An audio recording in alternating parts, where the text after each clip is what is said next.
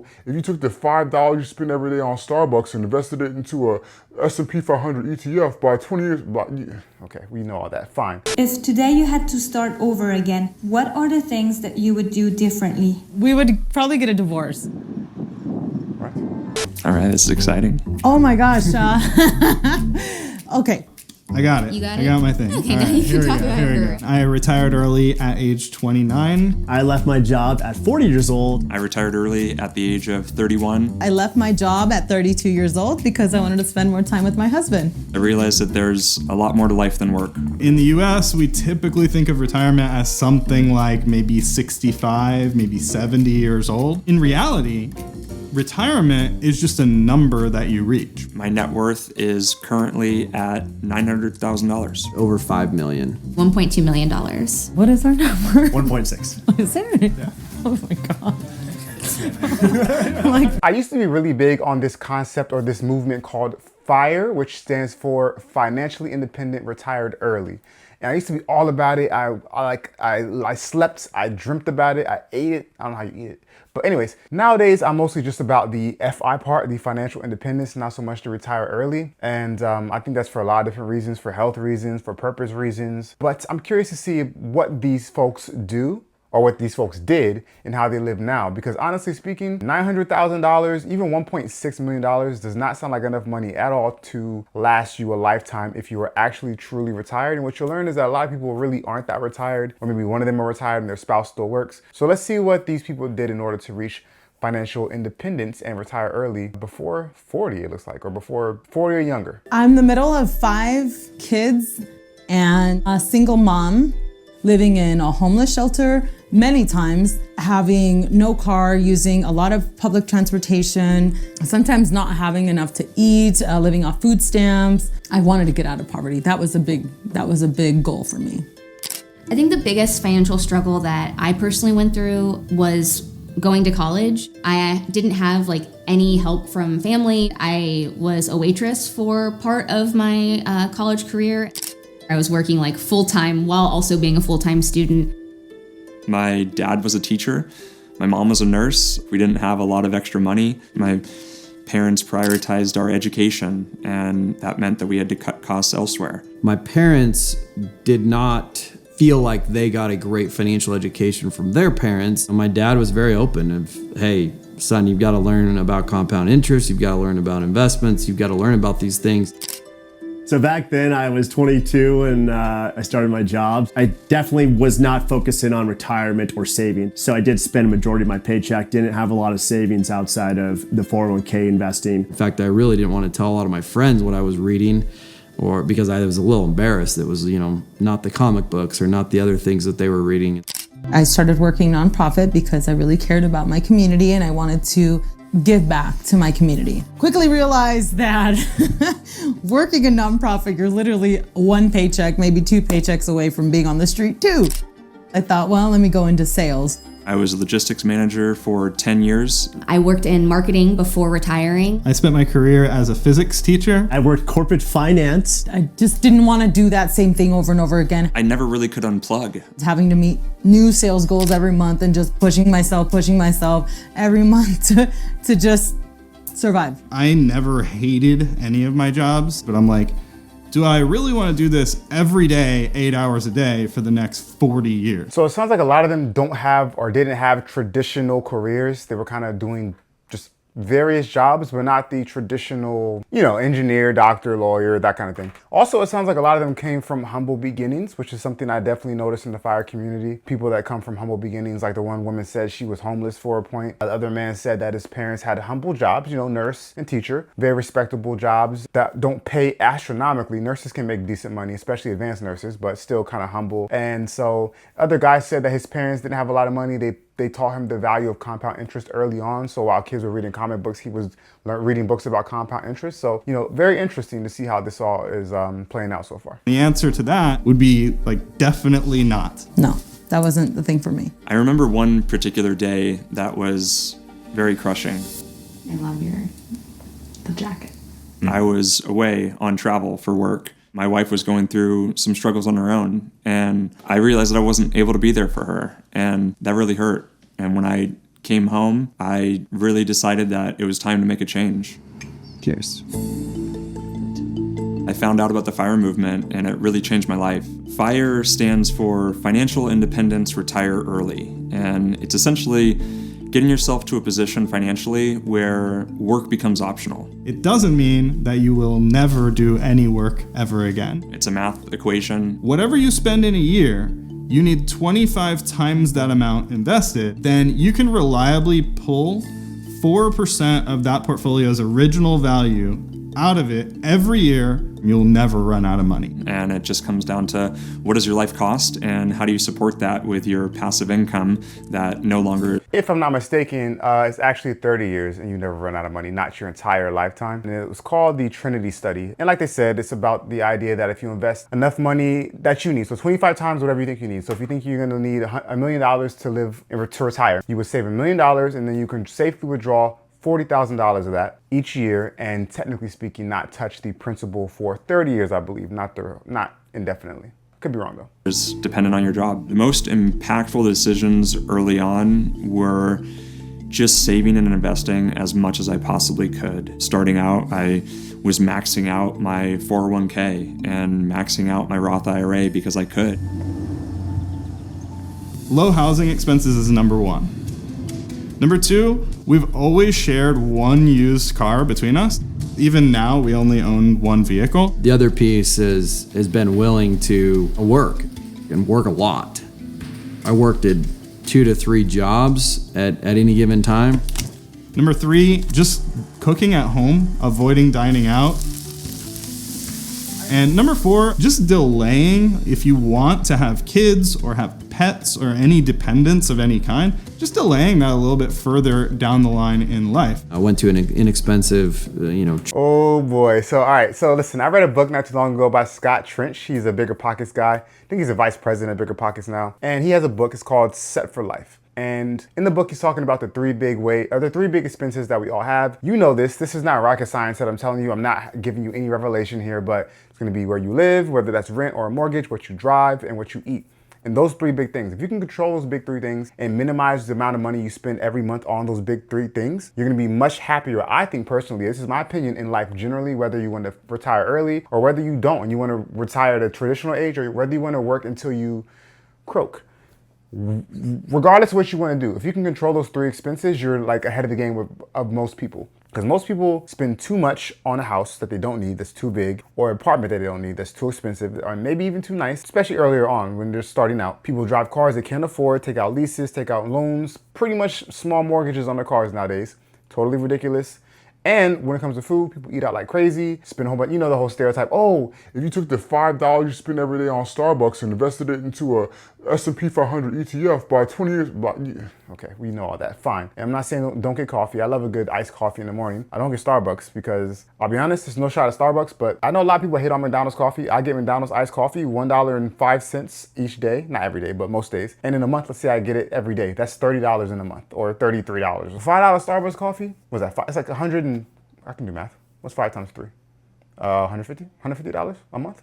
Something like that. Absolutely crazy. But I digress. The point is, if you control the big 3 expenses, you are ahead of the game of most people. That's the main point. Church-sponsored Brigham Young University school. That was very critical. So no debt when I graduated and had been working all through college at various jobs. Head of the game. It wasn't until later that I really found out about brokerage account investing and how powerful just simple index fund investing is. So instead of trying to pick the hot stock, you just pick an index fund that essentially tracks an index with the market. And for most within the FIRE community, that's VTSAX or the total stock market index. And for others, it's the S&P 500, and that's the one that I primarily do. Sometimes those early years were hard because it was like, man, I'd only make a few grand this month, but I'm putting 500 away or 1,000 away this month. I was investing and saving, 30% of my income and putting that towards my future, which was extremely important and really set me up for that path on FIRE. We chose a slightly different path. We did real estate or house hacking specifically. We eliminated our biggest expense, which was housing. And it's really depends on how comfortable they are with like living with roommates or basements or making sacrifices to maximize your return. And 2 bed, 1 bed, 2 bed, 2 bath up here, 2 bed, 1 bath down here. We purchased a 4-plex in August 2017 for $630,000. We rented out their other units and we're able to save up that $18,000 for that second one. It's like a savings account for number 2 without having to change your job or ask for raises or reduce your other expenses. We wanted to enjoy life. We didn't want to just minimize everything and try to scrape by. Eating like ramen noodles every night or something. We didn't want to do that. We did cut back on a lot of things. Jeff ended up selling his beautiful sports car and he ended up using a lot of public transportation, and I would drive him to and from work sometimes too. I was willing to live in one house with 7 other dudes sharing one bathroom. I was fine with that. But there's certain things that, like feminine things that you just want to do, want to have. Did you have any challenges at all along the way? I'd say that very first. Before we get into that part, I want to say something really quickly because this is just struck me. Because normally when I'm watching a lot of FIRE stuff, it's always single people. But I just realized all these people, except for the one guy who said he has like a $5 million net worth. I don't know if, no. I think he might have had a spouse too, or at least a girlfriend. They all have spouses. I think that's a cheat code. I really do. And not only do they have spouses who are of a similar mindset, because you can't make this type of living, this type of lifestyle work if one person, say, is a spender and doesn't really believe in retiring earlier, doing that whole movement and saving like 30, 40, 50% of your income and living frugally and not buying all these nice fancy things, and then you're the complete opposite, it wouldn't work. Value-wise, you wouldn't match. But they have found someone who works with them and has the same vision, the same goals as them, which I think is absolutely amazing. Now, if you have noticed something else, it seems like none of them have kids. And I will say that this is something too that I personally, honestly speaking, I've done all the things they're doing. I've house hacked. The second home I bought, I lived in it and I had 2 roommates. It was a 3-bed, 2-bath house. I rented out both of the two bedrooms upstairs. I lived in the basement room. I actually made a basement in the bedroom. Small little rinky-dink room. Lived in that, and there were 3 rooms upstairs. I rented out 2 of the 3. And then after that, moved back with my parents to start saving money up to buy another property. And I bought a car out of school, certified pre-owned, got a loan on it, but it was like, it was no frills, no bells, no whistles, paid it off, been driving ever since, been in a few accidents, still chugging along. I don't plan on getting rid of it until I absolutely have to. And so I think, the kids, that's the big part of it. Unfortunately speaking, that's something that I noticed personally, and now that I'm seeing other people in the FIRE movement, it's something that we put off, even though we may not want to. And I wonder how much of that we will regret, because I hear a lot of people saying they wish they had kids earlier. And a lot of us in the FIRE movement, even though I don't really consider myself in the FIRE movement anymore, we tend to put that off because we're focusing so much on this financial goal that we want to hit. And I just wonder how much of that will come back and be like, man, I wish we had it early. Now, I've seen people that are FIRE with big families. And by the way, really quick, there's different types of FIRE. There's something called lean FIRE, which is similar to what this guy with the $900,000 investment portfolio has, where you you're retired early on a relatively low amount. And then there's something called fat FIRE, where you retire with more money, which would be more along the lines of the guy that has the $5 million portfolio. Everything that could go wrong with the place went wrong in that place. Okay, we have 8 people living in the basement unit with no lease, paying the old owner cash, mold issues, cockroaches, bed bugs. The faucet was broken off. We didn't really know how much things cost.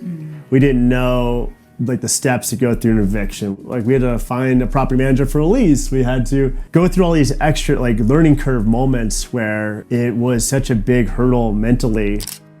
And it was just an overwhelming amount of effort and time invested and mental stress, I would say, just to get over that hurdle. I think the thing that turned out to be harder about retiring early is your sense of identity. It's who you really are. You have a lot more time to think about those things. And, for most people, your job is a big part of your identity. Working does bring a sense of fulfillment and purpose. It's not just the money, but it's the interaction, it's the leadership, it's watching and enjoying other people grow. I do miss my coworkers. I miss spending time with them. And I miss the adventures that we would have and the laughs that we would share. It's a lot easier to like see your friends every day at work. Now I have to like, okay, when are you free? When can you get like a sitter for the kids? And like, you know, it's a whole coordinated thing. You at least get that FaceTime with them that I do feel like it's a little harder to coordinate nowadays with most people still working. If today you had to start over again, what are the things that you would do differently? We would probably get a divorce. Right. We would actually be able to reach financial independence quicker, and then we would both buy a house once a year separately and then remarry. So we would actually make it a lot faster. One of the mistakes that we made really early on was trusting the wrong people with our investment choices.